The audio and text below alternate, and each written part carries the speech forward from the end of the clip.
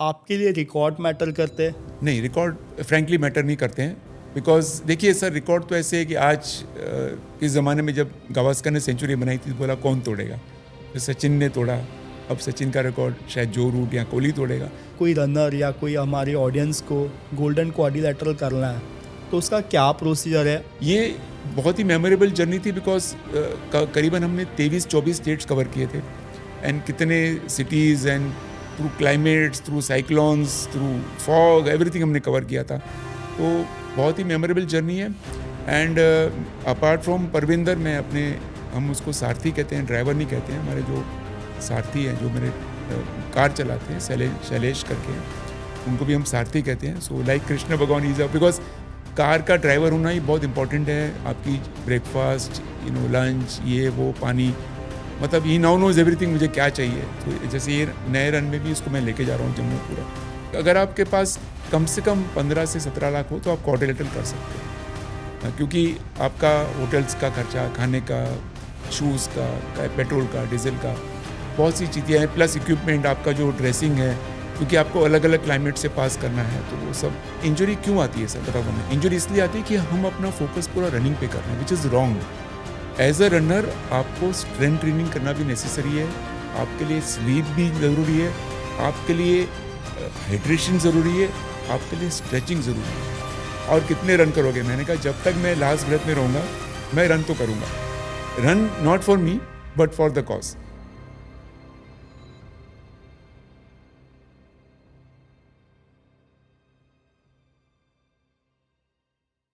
Welcome to your show, virtual talk show where champions share their stories beyond their games. आज हमारे साथ ऐसे unsung hero है जो एक रन कोई मेडल के लिए नहीं, कोई अचीवमेंट के लिए नहीं, कोई रिकॉर्ड्स के लिए नहीं, बट एक इंसानियत के लिए और एक कॉज के लिए दौड़ते हैं। अल्ट्रा मैराथन हो या कोई वर्ल्ड रिकॉर्ड हो, उनके लिए इंसानियत के तौर पे वो रन करते हैं और वेरियस कॉज के लिए उन्होंने इनिशिएटिव्स लिया हुआ है। आज के हमारे मेहमान हैं Kumar Ajwani ji. Thank you sir. हाँ जी सर, कैसे हो आप? बिल्कुल ठीक, फाइन। सबको जय हिंद मेरा। बिल्कुल सर, जय हिंद। सर, एक कॉर्पोरेट वर्ल्ड से आप एक अल्ट्रा मैराथन कैसे आपने चूज़ किया आपकी journey? Actually of course when I was भी कॉर्पोरेट वर्ल्ड में थे तो वो वही same job, 9 to 6, 9 to 8, 24/7 working. Running मेरी स्टार्ट हुई करीबन 2000 में। सो इट्स अबाउट 25 ईयर्स, 25 साल हो गए हैं। और ये एक्चुअली कैसे था कि मैं तब जिम ज्वाइन करता था, ज़्यादा जिम करता था। रनिंग वॉज नॉट, छोटा सा एक गोल्ड जिम था पाली हिल में, और मैं वहाँ पे रनिंग थोड़ा ट्रेडमिल पे करता था। और क्योंकि मेरा जो पोर्टफोलियो था कॉर्पोरेट में was banking and reserve bank and insurance, तो उस टाइम मुंबई में स्टैंड चार्ट मैराथन चालू हुई थी 2004 में। 2004 में शायद स्टार्ट हुई थी, बिकॉज मैंने वो 2005 में रन किया था। तो क्योंकि मेरा बैंकर थे वो, तो मुझे याद भी है, ब्रिजेश नाम था मेरे जो आरएम थे, रिलेशनशिप मैनेजर कंपनी की तरफ से। उन्होंने मुझे वो 21 का एक लाके विप दे दिया, बोले अभी आप भागो। और तब बस बेसिकली मेरी कोई ट्रेनिंग नहीं थी, कोचिंग नहीं थी, मैं ट्रेडमिल पे 10 किलोमीटर भागता था। तो अभी आप सोचिए, मैं अभी 65 का हूँ, तो 25 ईयर्स बैक 40 के आसपास। Of course I was not fit that time. उस टाइम पे थोड़ा वो एक ओवरवेट का भी इशू था। तो मैंने वो पहले रन ऐसे ही स्टार्ट किया मुंबई मैराथन में। आई थिंक तभी रूट था वीटी से मेला रेस्टोरेंट होती थी वर्ली में, और वहाँ से यू टर्न होके वापस जाते थे। बहुत ही कम लोग थे, इवन 21 में। एंड मुझे बहुत अच्छा लगा बिकॉज वो एक अलग एक्सपीरियंस था रोड पे रनिंग करने का, without any experience, without any coach, ऐसे ही मैंने भाग लिया। सो 2:50 में मैंने कंप्लीट किया, जस्ट 3 घंटे के आसपास। बट मुझे मज़ा आया बिकॉज रोड रनिंग एक अलग एक्सपीरियंस हो जाता है। आप एक फीलिंग लाते हो ओपन एयर में जो आप ट्रेडमिल पे नहीं एक्सपीरियंस कर पाते हो।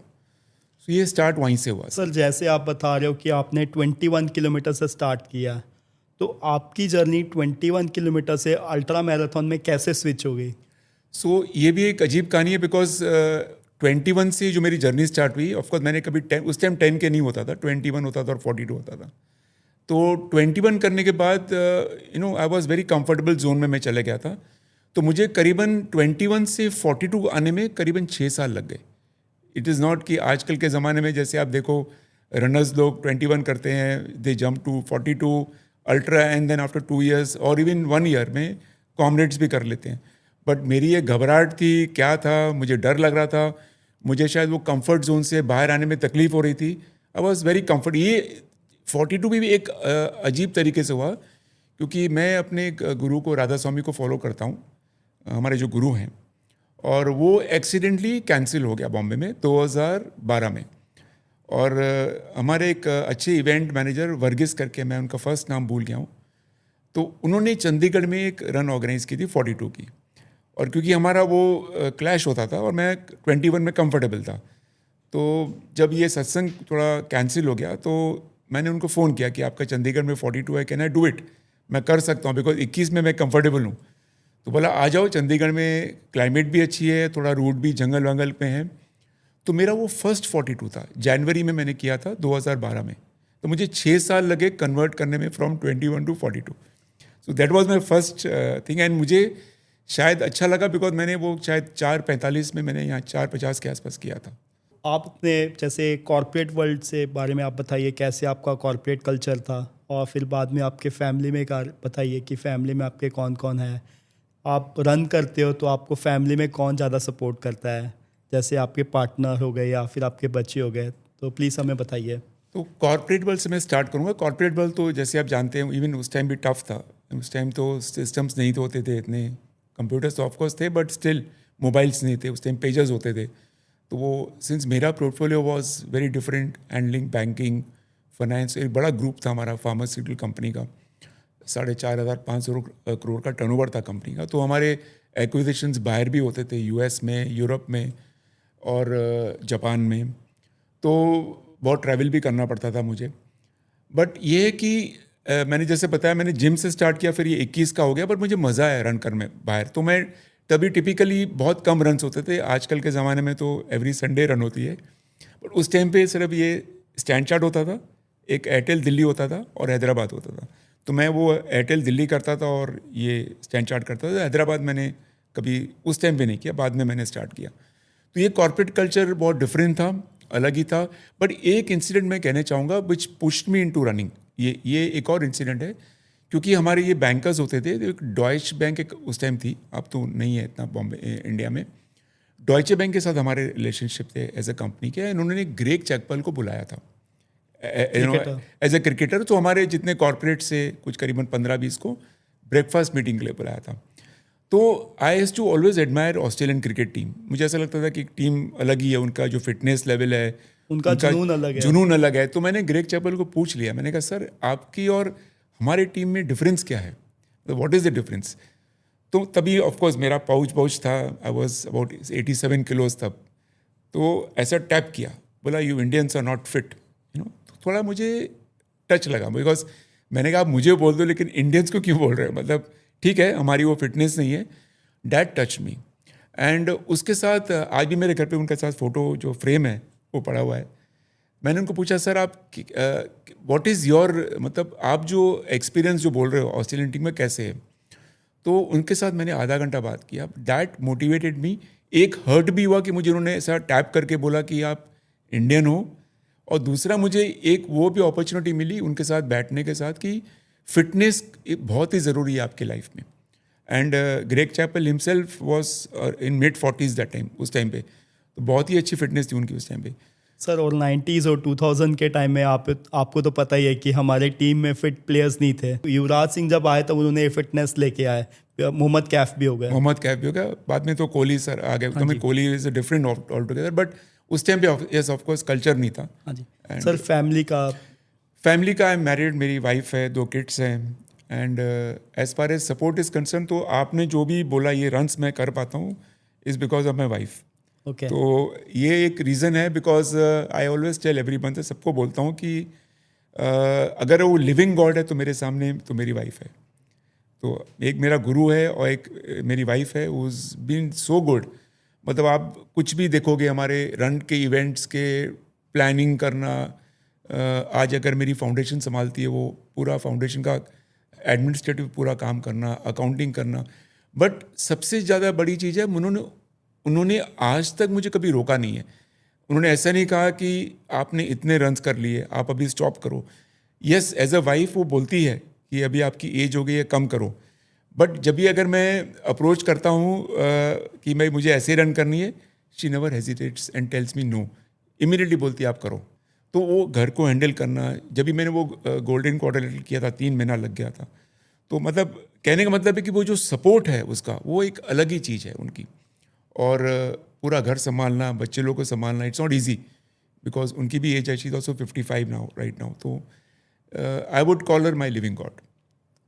Great sir. मैं अपनी ऑडियंस को बताना चाहूँगा कि जिस उम्र में लोग रिटायरमेंट के बारे में सोचते हैं, वो उम्र में सर ने कश्मीर टू कन्याकुमारी किया हुआ है। और लोग कंफर्ट जोन चूज़ करते हैं तो सर ने ले, किलिमंजारो, कारगिल जैसे भी जगह पे रन किया हुआ है। तो सर आपके बहुत सारे रिकॉर्ड्स हैं जो अनसंग है, लोगों को ज़्यादातर पता नहीं है। तो आप अपना ऐसा जो रिकॉर्ड बताओ जो आपके दिल के बहुत करीब है।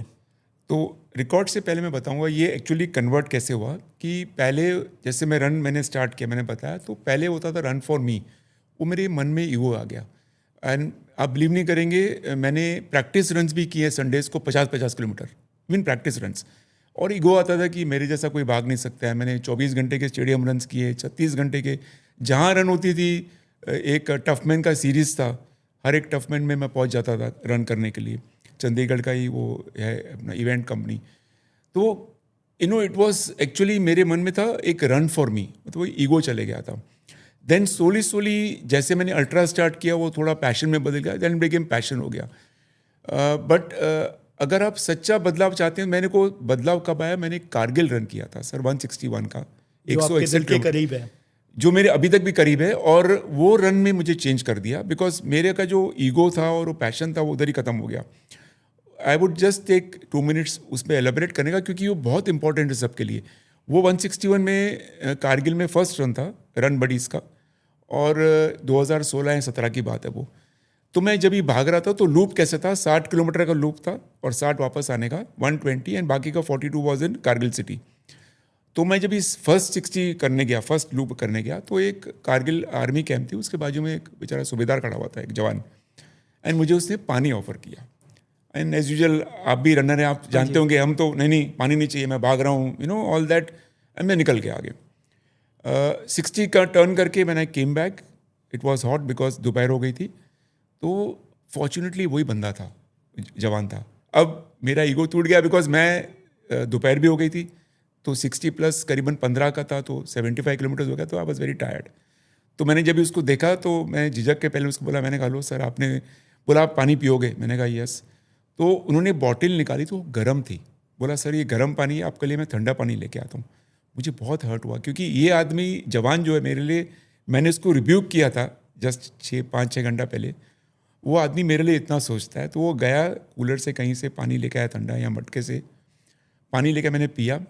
एंड मैंने सोचा क्यों नहीं इनसे बात करूं, तो मैंने बोला सर आप कैसे, क्या? तो बोलता है सर मुझे सिर्फ आपको हेलो करना था। तो मैंने बोला कैसे, क्यों ऐसे? तो बोलता है सर हमारा 6 महीने का पीरियड जो होता है, यहाँ बर्फ़ गिरी रहती है, एक इंसान नहीं दिखता है यहाँ पे, कार तो छोड़िए बिकॉज वो पूरा कारगिल बर्फ़ में डूब जाता है। राइट। तो 6 months you are completely untouch with anybody. तो मुझे बहुत हर्ट हुआ, तो मैं उधर बैठ गया। तो मेरे को पूछा उसने, आप कहाँ से आए हो? मैंने कहा मैं मुंबई का हूँ। तो बोला आप अमिताभ बच्चन के शहर से हो? मैंने कहा यस। तो यानी वो मुझे कॉन्वर्सेशन इतना टचिंग लगी। एंड देन मैंने रियलाइज़ किया कि मुझे किस बात का ईगो है। मैं भागता हूँ, लेकिन ये जवान खड़ा रहता है 12 घंटा, उसको अगर आज कहीं वॉशरूम भी जाना है, कुछ भी करना है, तो ये टू टेक परमिशन, और वो अकेला खड़ा रहता है। मतलब आप सोचिए कि 6 महीना जो वो ड्यूटी देता है, it is very difficult being alone. कोई आपके लिए, मतलब कोई भी कुछ, आपको एक आदमी नहीं दिखता है वहाँ पे। दैट पर्टिकुलर 2016-17 मेरा चेंज हो गया। तो मेरे जो रन्स बाद में आए हैं कॉज का, was because of this run. Audience को बताना चाहूँगा कि गोल्डन क्वाड्रिलैटरल जो कि 5,932 इन्होंने 99 डेज़ में किया, जो कि एक वर्ल्ड रिकॉर्ड है। कश्मीर टू कन्याकुमारी 3,790 किलोमीटर है, जो 70 दिन में सर ने किया हुआ है। मनाली टू ले जो कि 430 किलोमीटर है, और जैसे world genius record, world book of record में इनका नाम दर्ज है। सर कभी आपको ऐसे लगा नहीं कि नहीं, मैं जैसे बॉडी हमारी टायर्ड हो जाती है, अंदर से बोल देती है कि नहीं बस हो गया अभी, तो कभी ऐसे कोई भी ऐसा मैराथन, अल्ट्रा मैराथन करते टाइम आपको लगा नहीं कि आज मैं रुक जाता हूँ? यस, फीलिंग आती है, वो बहुत बार आती है। आपको नेगेटिव थॉट्स भी आते हैं, पॉजिटिव थॉट्स भी आते हैं, but I tell you the beauty of cause runs. जब भी हम कॉज रन करते हैं ना सर, उसमें क्या होता है कि आप एक इवेंट कर रहे हो, इवेंट में आप टाइमिंग पे जाते हो, और मैं सबको कहता हूँ, इनफैक्ट आज भी मैंने किसी को मॉर्निंग में कहा कि आप जब ये फिनिश लाइन क्रॉस करते हो, डोंट आस्क कि आप किसी को टाइम कितने में हुआ, आप उसको पूछो कि आपको हैप्पीनेस कितनी मिली, क्योंकि आप रन करते हो टू बी स्ट्रेस फ्री, और आप टाइमिंग का स्ट्रेस लेके कर रहे हो. सो जब मैंने ये जितने भी रन्स आपने गिने हैं स्टार्टिंग विद, इसके पहले मैंने बॉम्बे दिल्ली भी किया हुआ है, सब मैंने 60 के बाद किया है. सो लास्ट 5 साल में किया है, मतलब 2019-20 से स्टार्ट किया है. तो मुझे अच्छा क्या लगता है, एक तो मैं फ्री हो जाता हूँ, सबसे स्ट्रेस फ्री, मुझे टाइमिंग का इशू नहीं है. आज मैंने 40 किया, 50 किया, 8 घंटे में किया, नोबडी विल टेल मी. सबसे बड़ी बात क्या है, I can see sunrise, I can दावे वाले से बात कर सकता हूँ. बहुत से इंसान होते हैं, कभी डॉग्स होते हैं, उनको फीड करता हूँ, मुझे अच्छा लगता है बहुत, दे कम अराउंड मी. और सबसे बड़ी क्या होती है, इस कॉज रन में आप अपने आप को जानते हो. तो मैं सबको कहता हूँ कि एज इंसान हम सबको जज करते हैं. मतलब आज मैं बैठा हूँ, मैं जज करूँगा कि वो कैसे है, ये कैसे है, XYZ कैसे है. अपने आप को जज करने का टाइम कब मिलता है, जब आप पीसफुल होते हो. और पीसफुल कब होते हो, जब आप कॉज रन करते हो. क्योंकि कॉज रन में आपको फीलिंग नहीं आती है टाइमिंग की, आप अपने आप को जानना शुरू करते हो, आप नेचर से क्लोज रहते हो. तो आई थिंक सबसे बड़ी डिफरेंस यही है कि नेगेटिव फीलिंग्स बहुत आती है, ऐसे नहीं कि मैं भी इंसान हूँ, आई एम नॉट गॉड, पर वो फीलिंग्स आपकी, क्योंकि आप कॉज के लिए कर रहे हो, आप एक जवान के लिए कर रहे हो, आप एक वेटरन के लिए कर रहे हो, तो एक फीलिंग आती है यार वो आपके देश के लिए इतना करते हैं, तो आप इतना क्यों नहीं झेल सकते हो. मुझे बहुत से आर्मी कैंप में बोलते हैं कि आप इतना कैसे, मैंने कहा सर आप बॉर्डर पर रहते हो, तो ये जो सियाचिन में रहते हैं -35 -40, आप डेजर्ट में चले जाओ, BSF जो रहता है 50 डिग्रीज टेम्परेचर इन अप्रैल में, they are doing that patrolling, मतलब वो अपनी ड्यूटी निभा रहा है वो, तो उसको कितनी तकलीफ होती रहेगी मेंटली, फिजिकली, और वो तो अपनी फैमिली से भी दूर है.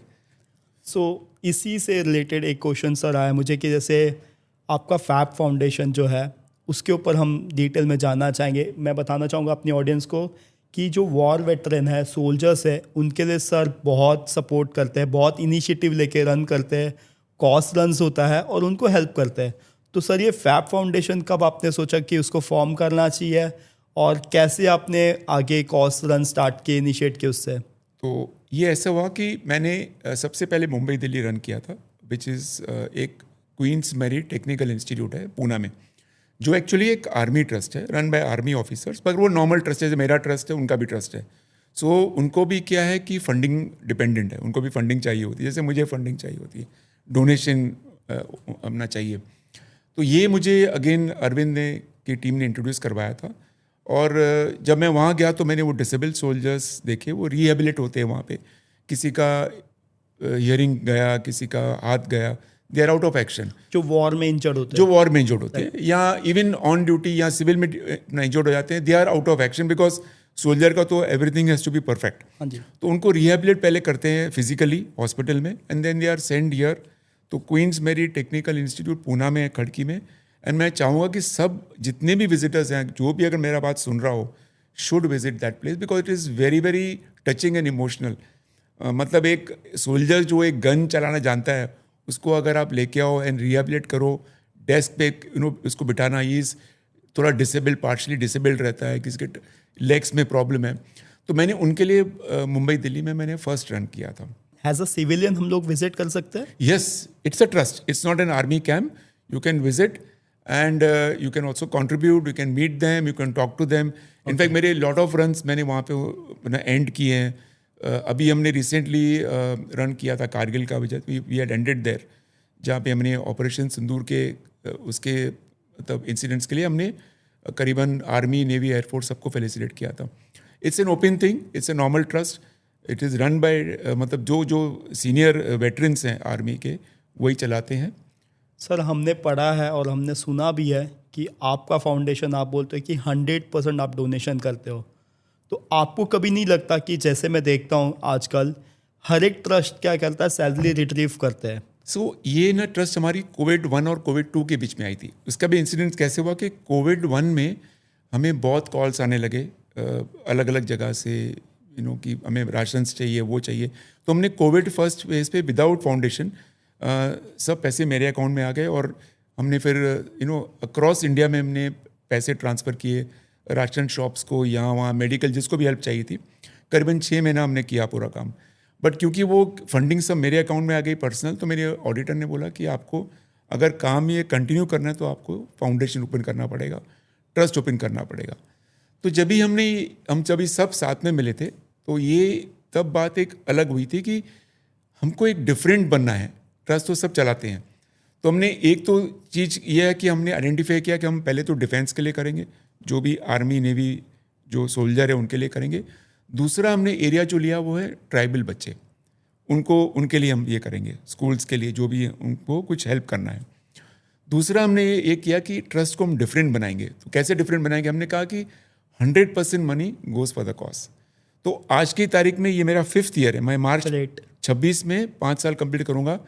एंड आप शॉक हो जाएंगे, 2023 या 24 में मुझे इनकम टैक्स ने फेलिसिटेट किया। कंबाला की ऑफिस है उनकी, they actually called me, they were surprise, because उनका वो कॉन्सेप्ट ही नहीं है कि इंडिया में क्या भाग रहे हो, फंड्स कलेक्ट कर रहे हो और 100% दे रहे हो। मैं अपनी ऑडियंस को बताना चाहूँगा, हर एक इवेंट में जो भी कॉस्ट या कोई भी मनी कलेक्ट होती है वो क्लियर ट्रांसपेरेंसी सोशल मीडिया में सर शेयर करते हैं। मैंने खुद देखा हुआ, आप जाके देख सकते हो। ईच एंड एवरी कॉस्ट वहाँ पर मेंशन किया जाता है कि यहाँ पर हमने ये यूज़ किया, ये पैसा हमने यहाँ किया है। तो आई रियली एडमायर सर, मैंने खुद देखा गया, मैं आपको फॉलो भी करता हूँ, तो मैंने देखा है कि ये पूरा ट्रांसपेरेंसी मैंने खुद देखा हुआ है। ये बहुत इंपॉर्टेंट है। इससे क्या होता है सर, ट्रस्ट का जो एक्चुअली कैंपेन है इंडिया में, और जो थोड़ा बहुत जो फीडबैक है बहुत नेगेटिव है। अभी भी मैं जाता हूँ कॉर्पोरेट्स में डोनेशंस के लिए, तो 2 इश्यूज आते हैं, बहुत ट्रस्ट के इश्यूज आते हैं, ट्रांसपेरेंसी के आते हैं। तो हमने ये भी डिसाइड किया कि हम ट्रांसपेरेंट रहेंगे। सो हम पूरे फाइनेंशियल अपने अकाउंट्स पूरे हम सोशल मीडिया पर डालते हैं, जो भी हमारे डोनर्स हैं उनको भेजते हैं copies. We are very very transparent this कि हमारा इतना कलेक्शन हुआ, इतना खर्चा हुआ। और बाकी जैसे आपने सैलरी का बात किया, तो मैंने जैसे पहले ही बताया कि मेरी वाइफ पूरा हैंडल करती है अकाउंट्स का और एडमिन का, वो अपार्ट फ्रॉम घर संभालने का वो पूरा काम करती है। और बाकी जो खर्चा होता है, जैसे मुझे सोशल मीडिया का कुछ हायर किया हुआ है किसी को, या वेबसाइट का कुछ मैंने किया हुआ है, वो मेरे पर्सनल अकाउंट से जाता है। मेरा ट्रैवलिंग हो गया, ड्राइवर की हो गया, पेट्रोल डीजल कॉस्ट हो गया, सब मैं खुद करता हूँ। अब तक तो मैंने मैनेज किया हुआ है, आगे का मुझे मालूम नहीं, बट अब तक ये है कि जब तक मैं कर पाऊँगा आई विल बी इंश्योरिंग कि मैं ये 100% मनी, बिकॉज उसमें सर फीलिंग क्या आती है कि जो डोनर होता है उसको हम एक्चुअली एक और चीज़ करते हैं अपार्ट फ्रॉम दिस ट्रांसपेरेंसी। जैसे किसी ने टॉयलेट के लिए मुझे 5 लाख रुपए दिया, तो हम उसको लेके जाते हैं personally, I take him in my car, और उसको उसके हाथ से इनॉग्रेट करते हैं। जैसे कूलर होता है, किसी ने मुझे कूलर के लिए भी किया, तो मैं उनको इंश्योर करता हूँ कि प्लीज़ आप मेरे साथ कार में आइए, आप चलिए, मेरे साथ चलिए और आप आके इनॉग्रेट कीजिए। तो ये गवर्नमेंट टेक केयर नहीं करती है सब चीज़ों के लिए? No, frankly it is not. Actually देखिए, ये जिला परिषद स्कूल जितने भी हैं ट्राइबल स्कूल्स में, आज की तारीख में बताऊँ, मेरे पास 7 या 8 स्कूल्स के रिक्वेस्ट पड़े हुए हैं for water filters, for toilets. So इतना मतलब है कि आप एवरी 10 किलोमीटर पे जाएंगे आपको जिला परिषद स्कूल मिलेगा इन ट्राइबल एरिया, एंड वहाँ पे सेम प्रॉब्लम्स हैं सब। सर, जैसे भारत सरकार की जो स्कीम है, जहाँ सोच वहाँ शौचालय, तो वहाँ से कुछ मदद नहीं मिलती हमें? नो, कुछ भी नहीं होता है फ्रैंकली। उनको जो फंडिंग आती है जिला परिषद को, आती है 2 फंडिंग।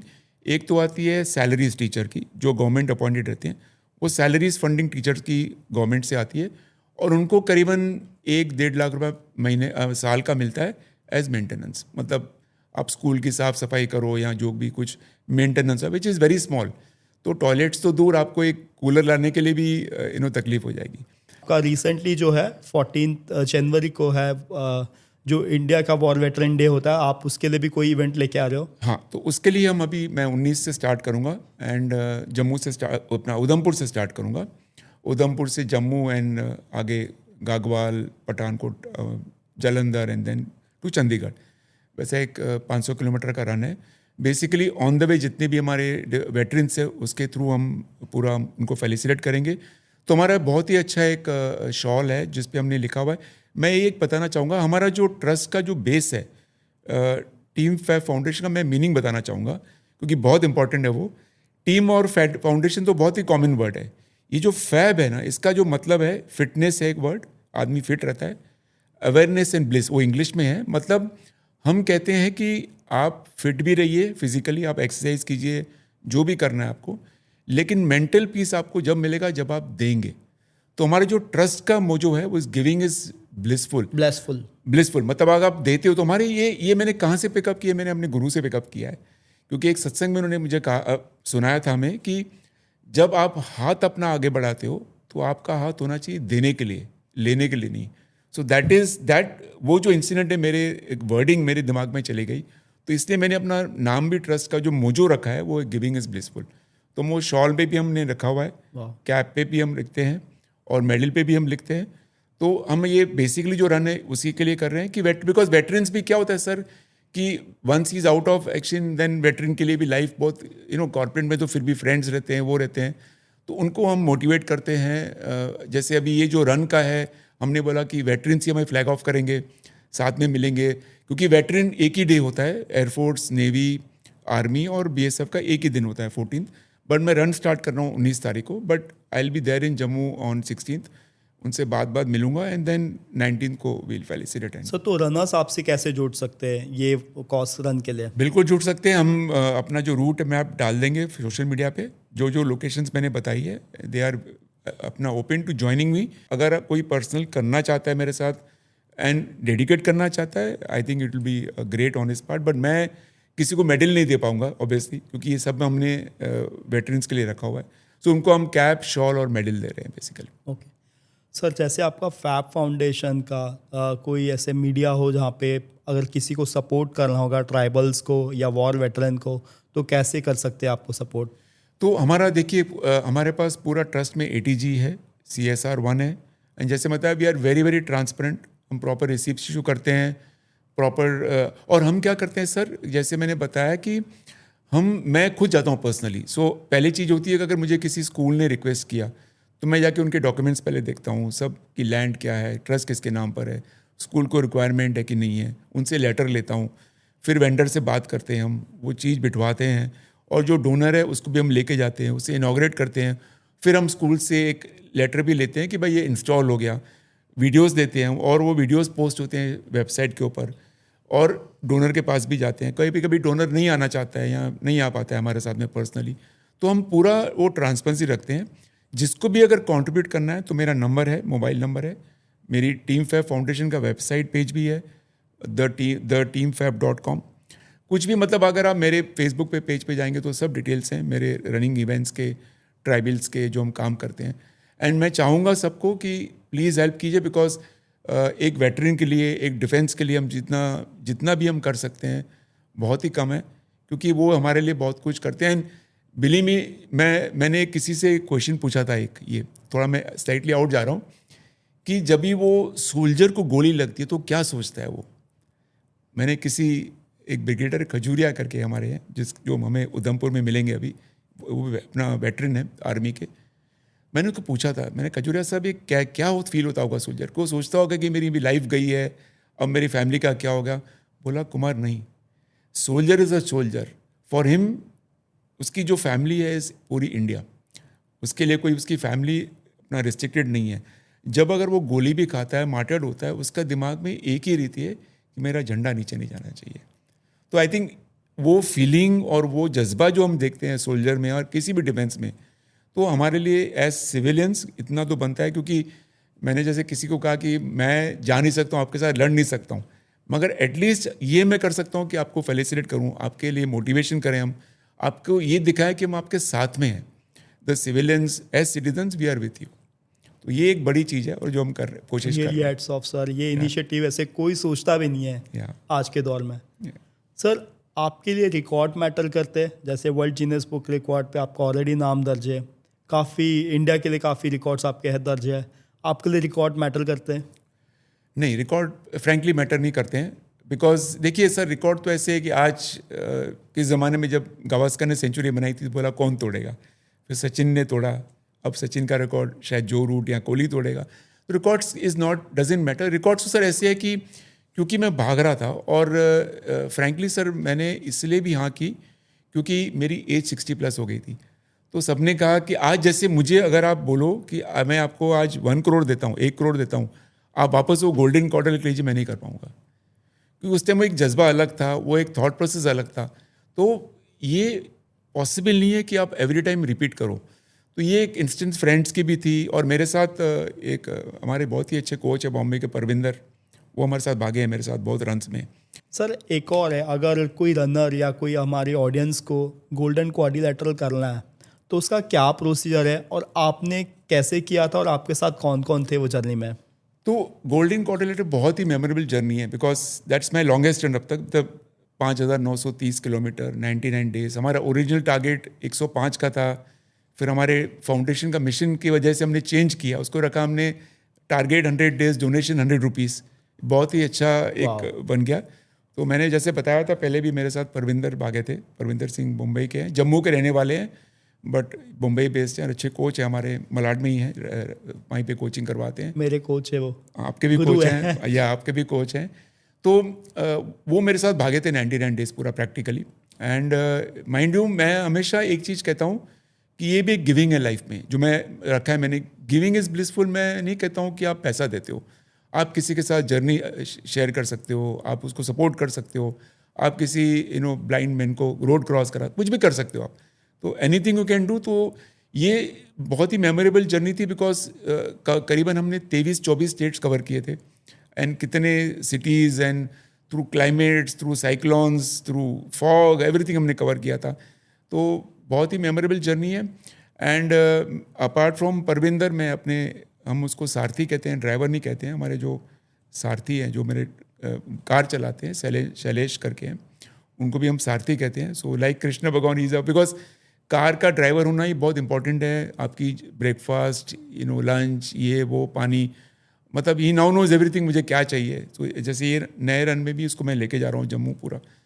तो इनकी सपोर्ट है, ऑफ कोर्स परविंदर का सपोर्ट बहुत ही अलग था, बिकॉज इवन कश्मीर, कन्याकुमारी में भी मेरे साथ मुंबई तक भागे। कितना खर्चा आता है और क्या प्रोसीजर होता है? देखिए, खर्चा तो इट डिपेंड्स अपॉन यू। जैसे किसी ने फर्स्ट क्वाड्रिलेटरल किया था, लेडी ने, उनसे तो 50 लाख में किया था, उन्होंने पूरी वैन ली थी पूरी, और 6 महीने लग गए थे उनको कवर करते हुए।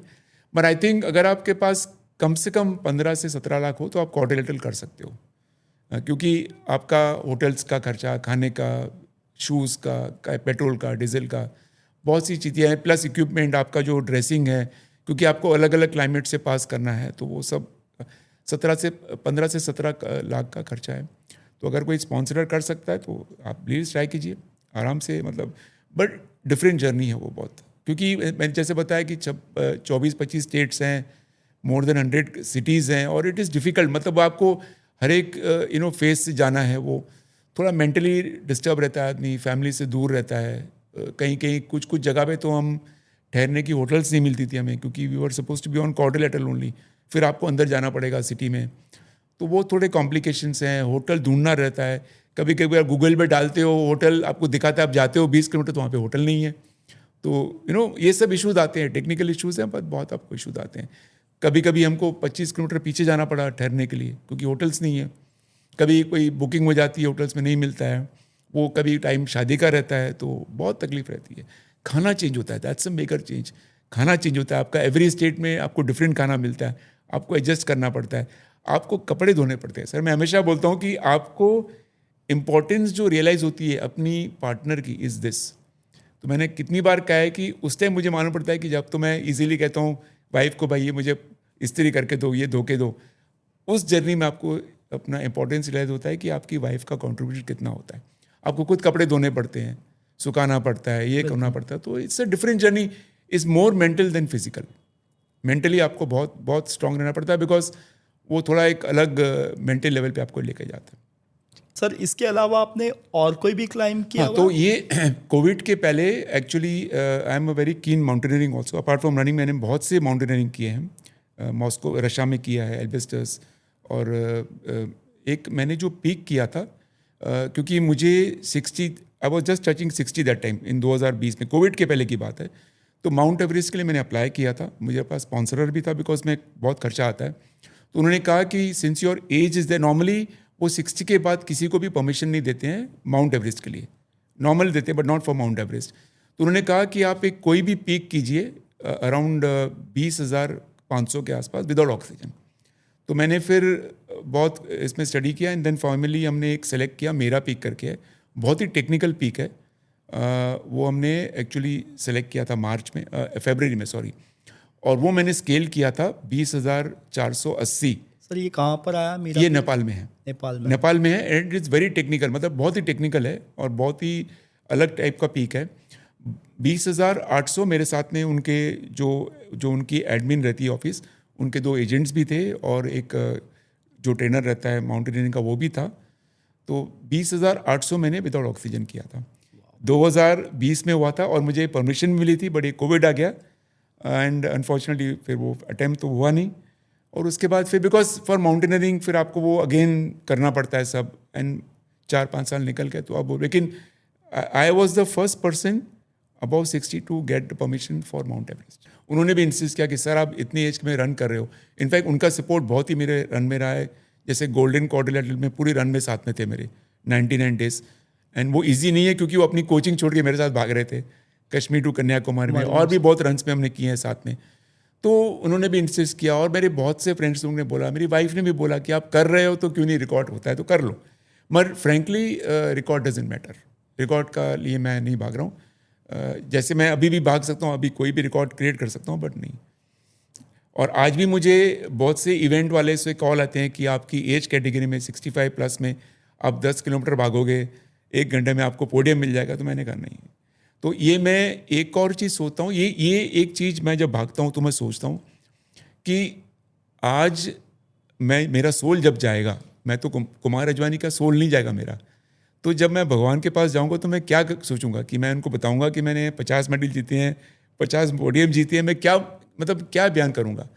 तो मैं हमेशा सबको कहता हूँ कि एटलीस्ट मैं गॉड को फेस कर पाऊँगा कि मैंने बहुत थोड़ी सी कोशिश की है मैंने, whether for my soldiers, whether for my kids, tribal के जितना भी मेरे से हो पाया मैंने किया है, वो मेरे साथ में जाएगा। नहीं कि मेरे मेडल्स आज मेरे मतलब मेडल्स हैं, मेरे बच्चे रख पाते हैं नहीं रख पाते हैं, वो नोबडी नोज। तो medals and records are not for me. Right, achievement से ऊपर आपने बोला है कि humanity that is more important, बहुत बड़ी इंपॉर्टेंट। एंड मैं हमेशा कहता हूँ, मैं अभी भी इनफैक्ट मैंने अभी थोड़ा लास्ट 6 महीने में मैंने कुछ फिटनेस के नॉट क्लासेस, एक कॉर्पोरेट्स के लिए मैं जाके फिटनेस कोचिंग के फिटनेस के ऊपर कुछ स्मॉल लेक्चर्स देता हूँ। बिकॉज मैं स्टिल सबको बोलता हूँ कि मैं लर्नर हूँ, I am not a master. तो I can not be a good coach, but I can give them concepts on fitness, छोटे छोटे कॉन्सेप्ट जो मैं एक्सपीरियंस किया है। मैंने उनको भी सबको एक कॉर्पोरेट में थे, रनर्स भी थे, मैंने उनको क्या बोला कि आप 1 बरस में आप भले कितने भी इवेंट्स कर दो, एक छोटा सा रन कॉज के लिए करो, आपके जो भी दिल के, आप कैंसर के लिए करो। जैसे मैंने एक मुंबई टू मैंगलोर रन किया था कैंसर के लिए, मेरे अच्छे फ्रेंड है बहुत नवीन हेगड़े सर, उनके लिए मैंने मुंबई टू मैंगलोर रन किया था पूरा। सर आप जैसे है, आप मैं बता रहा हूँ कि ट्रांसपेरेंसी पूरी, आप जो कॉज रन करते हैं वो देखते हैं, बट एवरी संडे आप देखते हो मुंबई में हर कहीं कॉज के रिलेटेड हो रहा है, मतलब मैराथन्स हो गए, इवेंट्स हो गए, कॉज रन, ये रन वो रन, बट आपको लगता है दे कॉन्ट्रीब्यूट्स? नो, ये बिजनेस बन गया है सर। एंड मैं अगेन मैंने सबको वही बोला है कि वो सिर्फ एक ऊपर कॉज डाल देते हैं, they don't give the cheque, they don't actually show कि किसको दे रहे हैं, क्या ट्रांसपेरेंसी है। So that cause is just an emotional to pull the runners, और कुछ नहीं होता है सर। एक इमोशनल कॉज रन, जैसे आज अगर मैं देखिए, आप सोचिए मैं भी अभी 65 का हूँ, अब मैं ट्रैवल करूँगा जम्मू में, with the temperature is 5 degrees, अब मुझे कोई मेडल नहीं मिल रहा है, मैं रोज़ 45 किलोमीटर भागूंगा, राइट, 10 दिन तक भागूंगा या 15 दिन तक भागूंगा, तो मुझे मोटिवेशन क्यों मिलता है? मुझे मोटिवेशन मेडल से नहीं मिलता है, मुझे मोटिवेशन मिलता है कि मैं क्या कर पाऊंगा इस एज में सोसाइटी के लिए। That is more important. And यही मैंने बहुत लोगों को कहा है कि आप इवेंट करते हो, 15 करते हो, 20 करते हो, 25 करते हो, जितने भी करते हो, 1 साल में एक अपना डेडिकेट कीजिए कॉज के लिए, एंड एक्चुअली फिजिकल रन कीजिए। बॉम्बे पूना कीजिए, आपको अगर और कहीं नहीं करना है पूरे बॉम्बे में कीजिए, बॉम्बे इज़ वेरी बिग, बहुत बड़ी, मुंबई बहुत बड़ी जगह है, आप रन करो पूरे मुंबई में। तो आप एक कॉज के लिए करोगे, आपको एक अलग फीलिंग आएगी, एक बहुत सुकून आएगा आपको। आपका इवेंट है शायद वॉर वेटरन के लिए, जो आप मुंबई टू पुणे करते हो हर साल, या है ना? ये बेसिकली सर हम कारगिल के लिए करते हैं।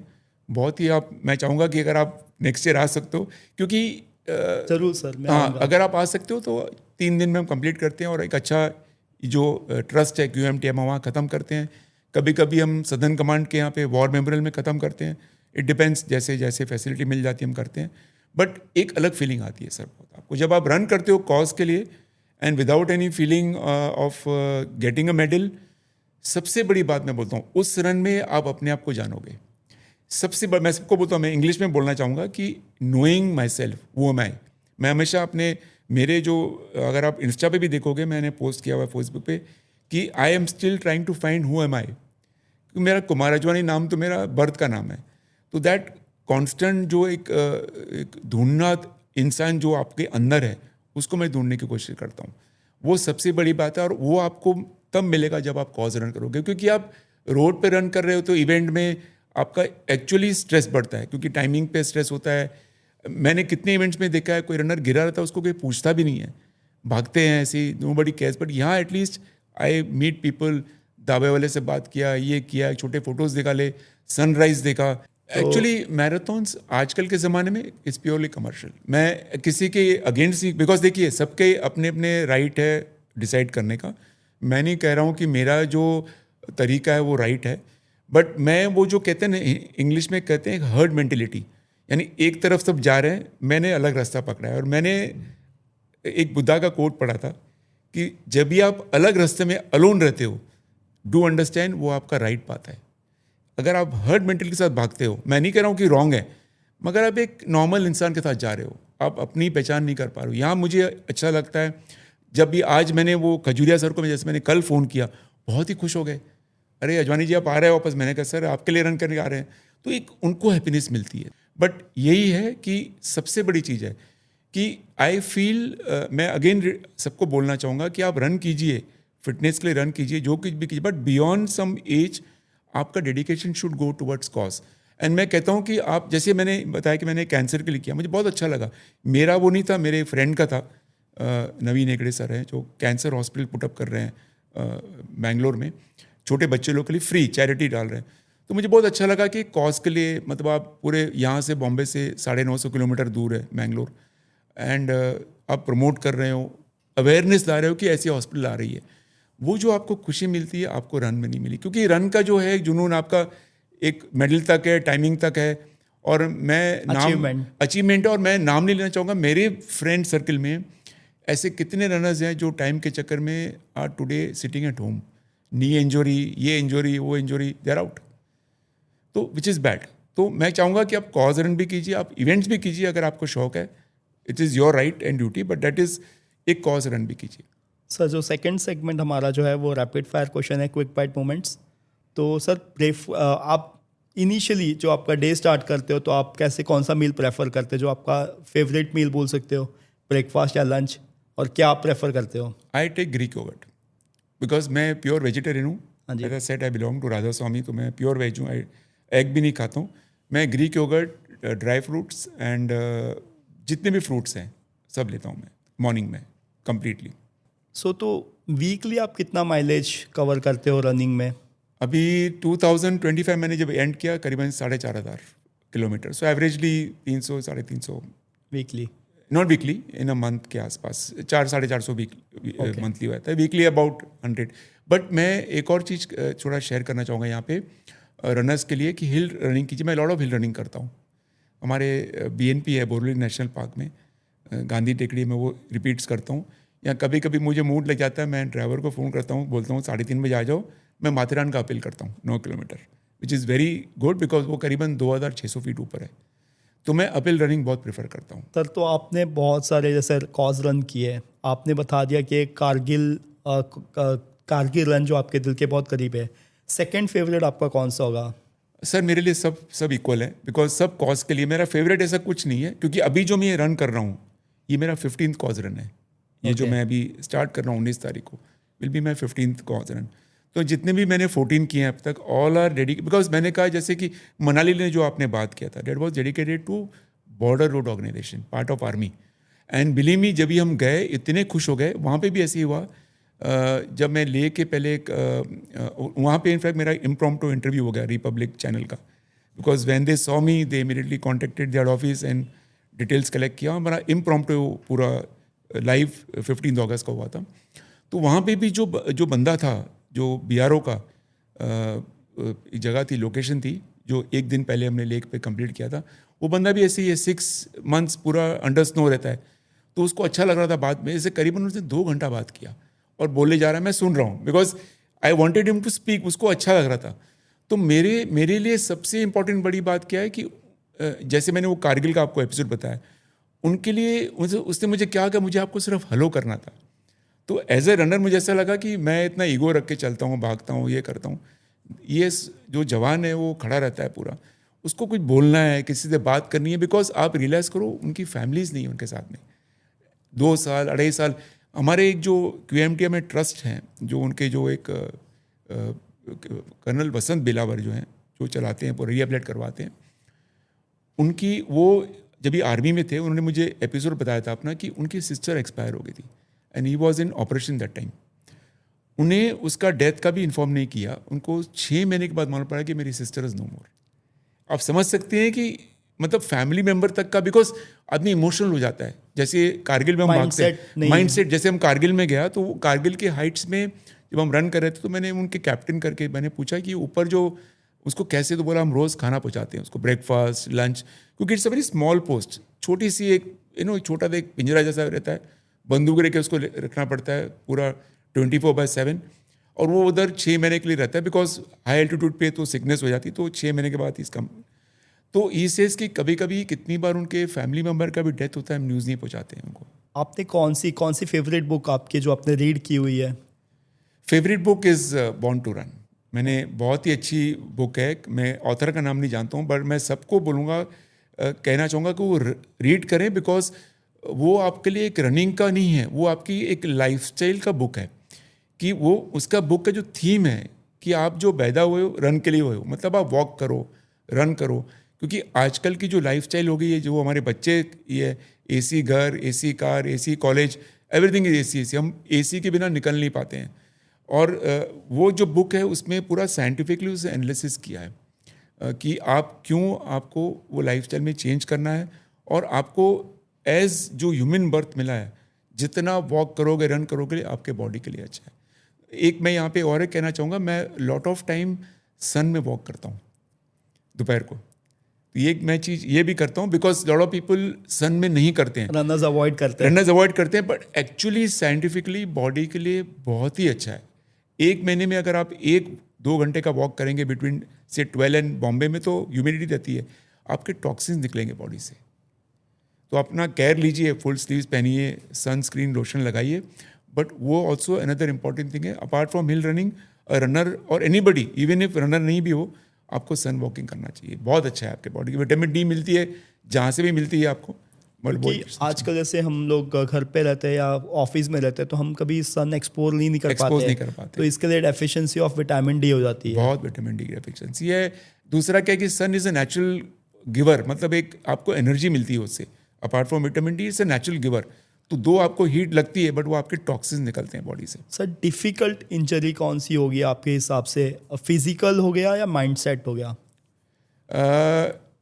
सर ये बताऊँगा, आई एम वेरी लकी, मैं गॉड का ब्लेस्ड हूँ, आई डोंट नो, पर अब तक जितने रन्स हुए, मुझे मेजर इंजरी कभी नहीं हुई है। यस, IT भी बैंड हुआ 1-2 बार, बट ऐसे कुछ मुझे कभी डिफ़िकल्टी नहीं हुई है रनिंग में, ना इधर ऐसा कभी मैं डिप्रेस में गया हूँ। बट ये जैसे आपने बताया कि कभी नेगेटिविटी आ जाती है माइंड में कि मैं क्यों भाग रहा हूँ, क्यों कर रहा हूँ, वो आती है नेगेटिविटी, बट अदरवाइज टचवुड मेरे इंजरी का मुझे प्रॉब्लम नहीं है। आपके हिसाब से वो डिफ़िकल्ट माइंडसेट इंजरी हो गई? Yes, I think so.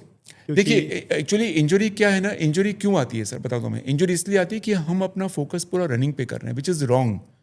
As a runner आपको स्ट्रेंथ ट्रेनिंग करना भी नेसेसरी है, आपके लिए स्लीप भी ज़रूरी है, आपके लिए हाइड्रेशन ज़रूरी है, आपके लिए स्ट्रेचिंग ज़रूरी है। ये 5 चीज़ मैंने जो वो क्लास, अभी जो मैं क्लास नहीं बोलूँगा, मैंने जो वो फिटनेस का सेशन देना चालू किया है, मैंने उसमें एक बनाया है circle of fitness. It is like an pizza. अगर आप पिज़्ज़ा से एक पीस निकाल दोगे और एक ही पीस करोगे, आपका वो सर्किल ब्रेक हो जाएगा। आपका आइडल कौन है? मेरे आइडल सर मेरे गुरु हैं, जो मैं सत्संग फॉलो करता हूँ। अच्छा। He is my idol, because मैंने बहुत कुछ उनसे सीखा है लाइफ में। जैसे मैंने कहा, गिविंग का कॉन्सेप्ट सीखा है, कामनेस का कॉन्सेप्ट सीखा है। Being a Guru, he has pass through lot of medical issues, but very calm and very this. तो मेरे आइडल वो हैं। एंड मैं एक और चीज़ कहना चाहता हूँ कि मेरे लिए एवरीबडी इज़ एन आइडल। मैं हमेशा बुक जहाँ भी जाता हूँ मैं कहता हूँ कि मेरे लिए जो पोडियम फिनिशर भी एक आइडल है, मोटिवेटर है, और जो स्लो रनर है जो 6 घंटे में करता है 7 घंटे, वो भी मेरे लिए मोटिवेटर है। बिकॉज सबकी अलग अलग स्ट्रगल है लाइफ में। तो मैं अपने आप को एक लर्नर मानता हूँ, बिकॉज आई ऑलवेज से कि मैं जब तक लास्ट ब्रेथ लूँगा मैं learner, and it is a fact. मैं रन्स जो भी करता हूँ, कॉज रन में, हर एक रन में मेरे को एक सबक मिलता है, सीख मिलती है। सर फ्यूचर में हम देख सकते हैं कि आपकी कोई बुक या डॉक्यूमेंट्री आए आपके लाइफ के ऊपर जो आपने इतनी जर्नी की हुई है? शायद बुक का आ जाए, पॉसिबिलिटी है। आई am not commenting anything, but शायद आ जाए, बुक एक आ सकता है। बाकी तो आई डोंट थिंक एक फिल्म मेरे पर जस्टिफाई करती है, बिकॉज मैं तो बहुत ही स्मॉल इंसान हूँ, बहुत ही मतलब छोटा आदमी हूँ, क्योंकि अभी तो बहुत कुछ सीखना है मुझे लाइफ में। मैं कल ही इनफैक्ट डिस्कस कर रही थी रात को मेरी वाइफ की, और कितने रन करोगे? मैंने कहा जब तक मैं लास्ट ब्रेथ में रहूँगा मैं रन तो करूँगा। Run not for me but for the cause. जब तक मेरे में गॉड ने शक्ति दी है, जब तक मैं इंजरी फ्री कर सकता हूँ, I will do that. Sir हमारा जो लास्ट सेगमेंट है लॉग आउट विथ लेसन, तो हमारी जो यूथ को या हमारी जो रनर कम्युनिटी को आप क्या लेसन देना चाहोगे, तो जो उनको मोटिवेट कर सकता है, इन्फ्लुएंस कर सकता है? सबसे चीज़ जो यूथ की है I think is social media. मैं हर एक यूथ को कहना चाहूँगा, क्योंकि मैं उस ज़माने से पला हूँ जब कंप्यूटर्स भी नहीं होते थे, कैलकुलेटर होता था। मैं अपने सन को भी बोलता हूँ, इज डूइंग BBA। मैंने कहा आजकल तो तेरे लिए चैट गैप हो गया, ये हो गया, गूगल हो गया, आप सब ढूंढते हो, हमें सब हाथ से लिखना पड़ता था। And that is why today we are very good in mental maths, जो हम फटाफट आप मेंटल भी कर सकते हो, उनको कैलकुलेटर लगता है। आई थिंक सबसे बड़ी जो जेन जेड या जो भी बोलते हैं हम यूथ की है, they need to come out of social media. I think youth हमारे कंट्री का स्ट्रेंथ है, क्योंकि हमारी 40% पॉपुलेशन आज यूथ है। एंड अगर आप सोशल मीडिया से बाहर आ जाएं और आप अपॉर्चुनिटी क्रिएट, क्यों ज़रूरी है कि आप 60 में रन करो, 60 में कॉज रन के लिए करो? क्यों नहीं आप 25 में भी कर सकते हो? ज़रूरी नहीं है आप अनमैरिड हो, मैरिड हो, आप डेडिकेट क्या कर सकते हो कंट्री के लिए। जैसे वो बड़ा कैनेडी का एक डायलॉग कि what you can do for the country, आप कंट्री के लिए क्या कर सकते हो। और एक और चीज़ है, हम हर टाइम में हम राइट्स करते हैं, डिमांड करते हैं, मेरा राइट है, मेरे को राशन मिलना चाहिए, मुझे अच्छे रोड्स मिलने चाहिए, right, everything is right. What are my duties? So हमारे गुरु कहते हैं with every right comes a duty. अगर आप राइट की डिमांड करते हो तो आप अपनी ड्यूटी की भी ऑब्लिगेशन पूरी करिए। तो as a citizen, as a youngster, come out of social media, do a social run, be fit, because fitness एक जर्नी होती है। Fitness doesn't start with the age of 40, क्योंकि एक टिपिकल यूथ बोलता है यार मैं 25 से मैं एंजॉय कर लूँगा, शादी करूँगा 40-45 में। You never know your age, you never know आपको कॉम्प्लिकेशन क्या था। और आजकल के ज़माने में with environmental issues, I don't know what is the age, कैसे एज आप आदमी स्ट्रगल करेगा जाके आगे। सो यूथ के लिए बहुत ही इंपॉर्टेंट है। एक तो सबसे बड़ी चीज़, listen to your parents. I think that is the biggest thing. आज मेरे तो फादर नहीं थे जब मैं बॉर्न हुआ था, ये डाइड बिफोर दैट, तो I hold my mother in a very big esteem. I think जो डिसिप्लिन और हार्डवर्क मुझे लाया, मेरी मदर ने लाया। She was very strict. मतलब मेरे फैमिली में सब मेरी मम्मी को बोलते थे कि आप बहुत कुमार से स्ट्रिक्ट हो, बट आज जब मैं रियलाइज़ करता हूँ वो स्ट्रिक्टनेस और वो डिसिप्लिन और वो जो हार्ड वर्क है मेरी मदर ने डाला हुआ है। सो एक रिस्पेक्ट योर पेरेंट्स सबसे बड़ी चीज़ है, क्योंकि पेरेंट्स का एक एक्सपीरियंस है लाइफ में, they have gone through that experience. अपने पेरेंट्स का रिस्पेक्ट कीजिए, आप अपना डिसीजन खुद लीजिए, बट गाइडेंस दीजिए उनका। सेकेंडली, सोशल मीडिया से बाहर रहिए। ज़रूरी नहीं है कि आपको सोशल मीडिया 24/7 करना है। तीसरा सबसे चीज़, आप यंग एज में भी बहुत कुछ कर सकते हो, टीचिंग कर सकते हो, डेडिकेट कर सकते हो, कॉज कर सकते हो। ज़रूरी नहीं कि आपको 40 बनना है, 50 बनना है तब कर सकते हो।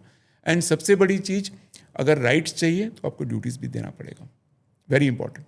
दोस्तों आज के गेस्ट ने हमारे साथ अपनी जर्नी अनसंग शेयर की हुई है, जो हर एक व्यक्ति को इंस्पायर करेगी। और उन्होंने बताया कि मेडल्स, अचीवमेंट्स और आपके रिकॉर्ड्स मैटर नहीं करते, इंसानियत मैटर करती है। So thank you so much sir, आपने हमारी ऑडियंस को मोटिवेट किया, इंस्पायर किया है। और आई होप कि आने वाली जो यूथ है आपको देख के ऐसी ही जर्नी देखेगी और कॉज के लिए ज़्यादा दौड़ेगी। मैं आपको भी थैंक यू कहना चाहूँगा, बिकॉज मुझे आपने अपॉर्चुनिटी दिया। एंड मैं वंस अगेन कहना चाहूँगा कि आपकी जो लाइफ में है, एक कुछ ना कुछ कॉन्सेप्ट रखिए, जैसे मैंने रखा है गिविंग इज़ ब्लिसफुल। आप थोड़ा शेयर कीजिए, लाइफ में बहुत इंपॉर्टेंट है, एंड यंग जनरेशन के लिए बहुत इंपॉर्टेंट है।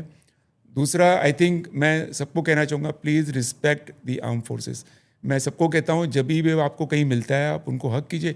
ये छोटा बाय द वे इंसिडेंट्स है, यूएस में कंपलसरी है। आप कोई भी अगर वेटरन देखोगे तो आके यूएस सिटीज़न उनको हैंडशेक करता है एंड सलाम सैल्यूट करता है। अब हमारे इंडियंस में एक वो अंतर से आना चाहिए, ये कोई लॉ नहीं होनी चाहिए, it should come from with in, आपके अंदर से आना चाहिए। तो कहीं भी आपको एयरपोर्ट पे कोई आपको अगर डिफेंस का आदमी मिलता है, कोई भी हो, उसको प्लीज़ सैल्यूट कीजिए, स्माइल कीजिए, हक कीजिए। That is what he needs. उसको क्या चाहिए कि मेरा सिटीज़न मेरे साथ में है, हाँ जी, मुझे सपोर्ट करता है। तो प्लीज़ मैं सबके लिए कहना चाहूँगा ये एक छोटा सा कीजिए, गिविंग इज़ ब्लिसफुल। एक जो हमारे डिफेंस है उनके लिए कीजिए, उनको एक थोड़ा मेंटल एक और सपोर्ट कीजिए। एंड दूसरा मैं कहना चाहूँगा सबको, ट्राइबल जो किड्स हैं हमारे, उनको भी कुछ अगर आप सपोर्ट कर सके कॉज के लिए कुछ कर सके, बहुत ही अच्छा है। मेरा बस इतना ही है and I am thankful to you once again. मैं सबको एक जय हिंद कहना चाहूँगा। जय हिंद सर। जय हिंद।